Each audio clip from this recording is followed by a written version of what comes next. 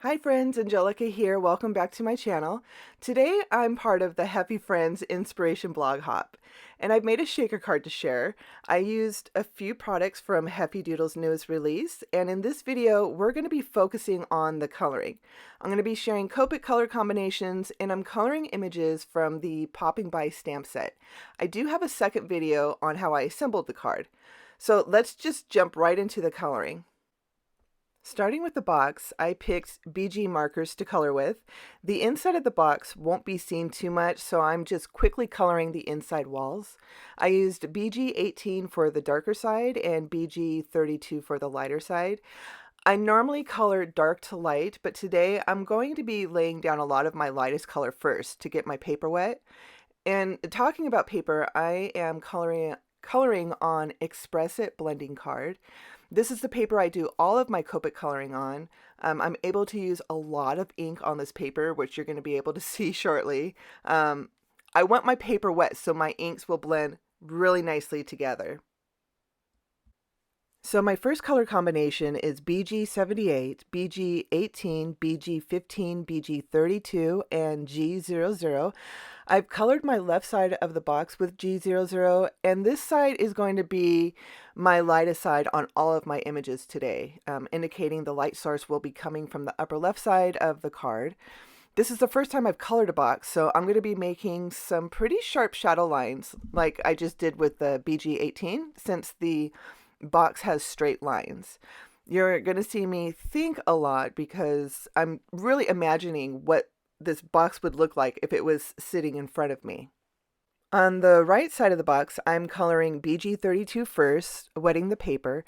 I'm going to start with BG18 as my darkest color, since I'm not sure how dark I want my shadow to be. And I'm also going to be coloring my shadow line in a curve, and I really like how this turned out.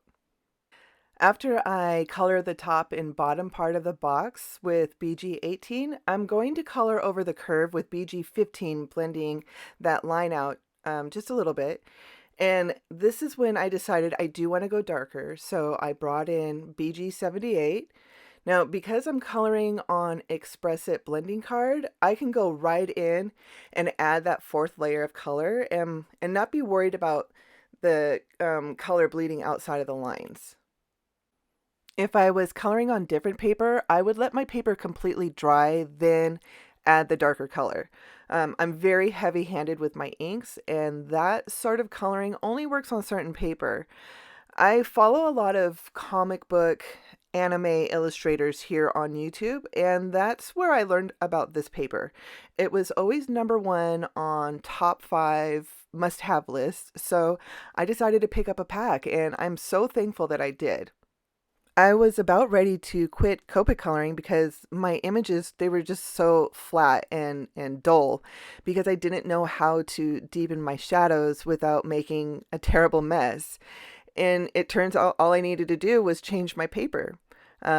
You're going to see here how well this paper is going to soak up this ink, and it's going to be super shiny. You're going to be able to see how the alcohol ink just soaks right into the paper. I am now adding my 6th layer of ink with no problem, and the wet inks in the paper, they're just happily blending together on their own. Now there's a limit to how much ink you can put on the paper, and I'm about there. I do know that I'm at that limit. Also, I'm coloring on a craft mat. I usually color on glass. I feel more comfortable Copic coloring on glass with this paper. I don't know why. It just feels better. The reflection on the glass is pretty bad though on camera, so when I'm recording, you're mostly going to see me coloring on this mat so I can really light up my desk. Back over on my left side, I am adding lighter shadows so that side doesn't look so flat. Again, I'm trying to figure out how dark I want to go, so I'm starting with BG32. I could always go lighter if I want, but obviously I can't take that dark color away, so I'm just being really careful right now. I colored the shadow line at a curve since I really liked the way it looked on the other side and decided I wanted to keep that look even on the left side. I blended BG32 out a bit with the G00 marker, and then I went back and I'm just deepening up some of my shadow lines, especially under the flaps and in the corners.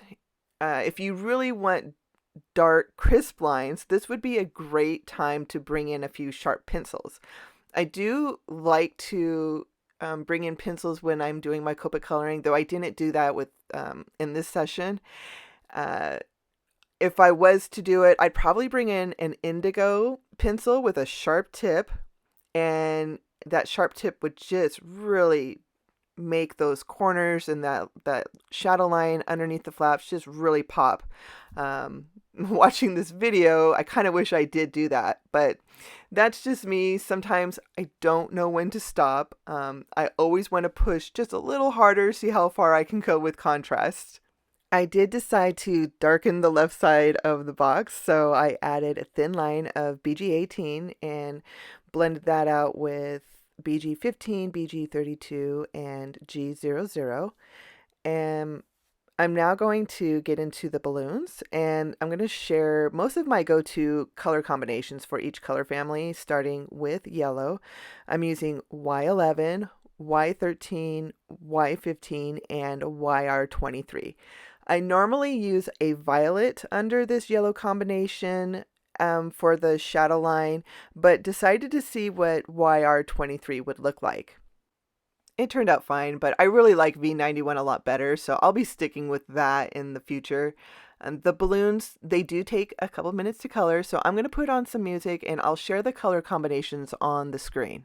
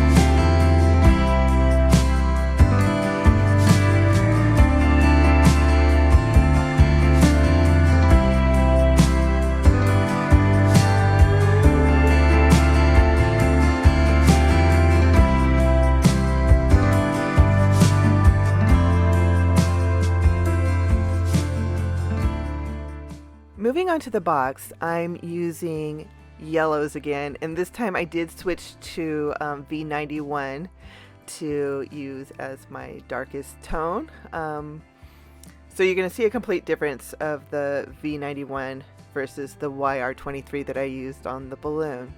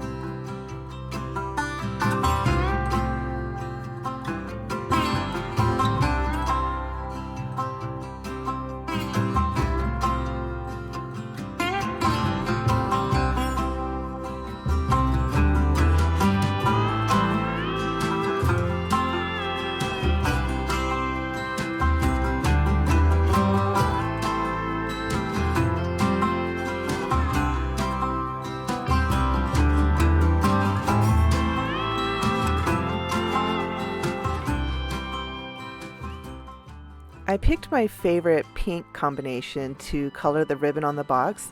I love how these two combinations look together.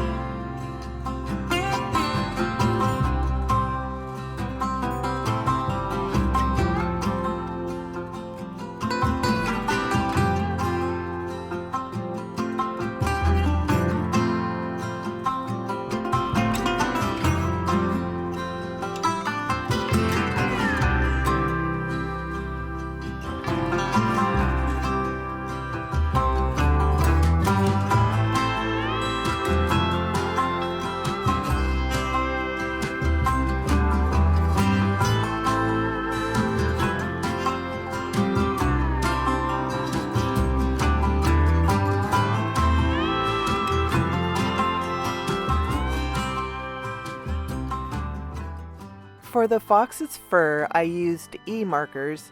Now this is a combination that I use when I'm coloring anything leather, and I thought it would be perfect for the fox's darker fur. The white fur around his eyes I colored with warm gray markers.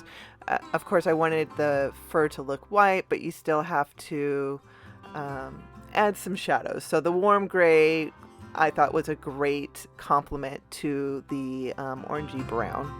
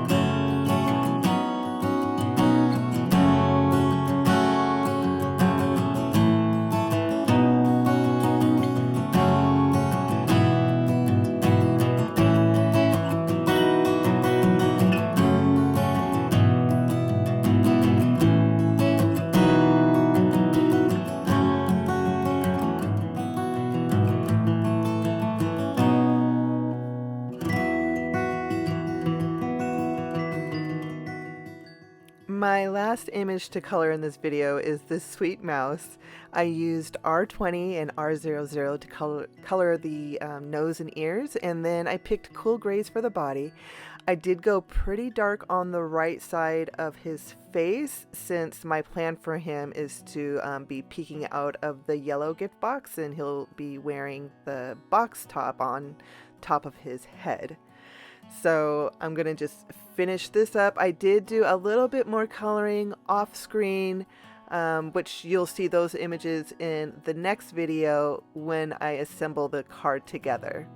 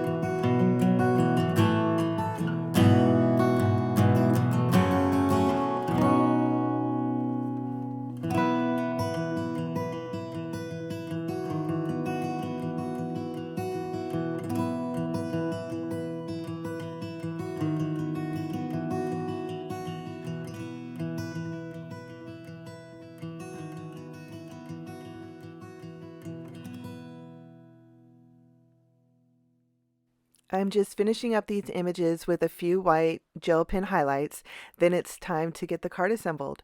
There's a lot of steps coming, including making a really cute coordinating envelope, which is why I decided to split this card process up and put the assembling on a second video. And I'll leave a link to that video down in the description. I want to thank you so much for spending some time with me.